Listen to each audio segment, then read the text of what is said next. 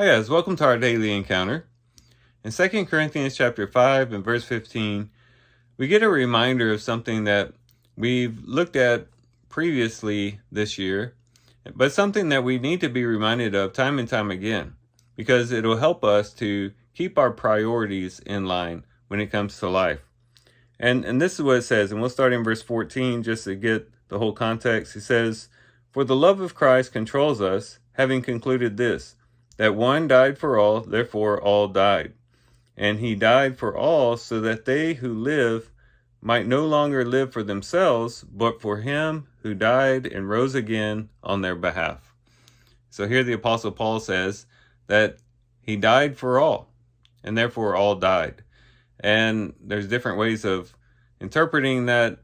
Some people would say that all died refers to all people of the world have died and Christ died for them all. And then others might say that he died for all, and then all died, that is, all Christians died with Christ as they were crucified with Christ.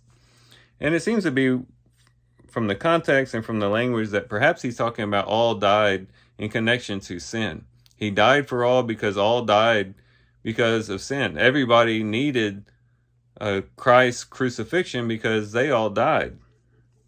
Because he then talks about a portion of people within all those who died as those who lived. And he says he died for all, so that they who live might no longer live for themselves. So there is a portion of people, those who have come to faith in Jesus Christ and found life in his name, who were dead. They did die in their sins, but now they're alive. And so he died for all, so that those who would find life in him would then no longer live for themselves, but for him who died and rose again on their behalf. And they're narrowing it down to the Christian, those who live. And so what this teaches us is that those of us who were once dead in our sins, but have been made alive together with Christ, ought to now recognize that our lives are no longer about us, that we should now be living for him, the one who died for us, the one who gave himself up for us so that we could have the life that we have and enjoy life with God. And so this is something that we need to be reminded of time and time again, because everything within us, that is, everything according to the flesh, wants to draw us into ourselves and to become focused on ourselves, or focused on other things that we value, that benefit ourselves. But this word from Paul teaches us that our lives aren't about us anymore. It's about him.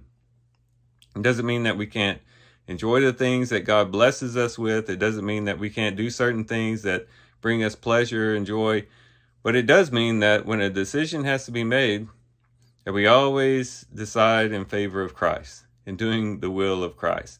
And whenever he calls us into a particular path and leads us in a particular direction, that we follow him. And that when we listen to his word, that we listen to it with an obedient and submissive heart. It means that now we turn our attention to him and fix our eyes on him. And now he becomes the purpose of our lives, instead of just living for ourselves all the time. And so this word from the Apostle Paul is a great reminder for us to say, you know what, my life really isn't about me. It's about him, because he died for me, and I had already died anyways. And now I'm alive because he died for me. And now I want to give that life that he gave to me back to him through sacrificial obedience to him.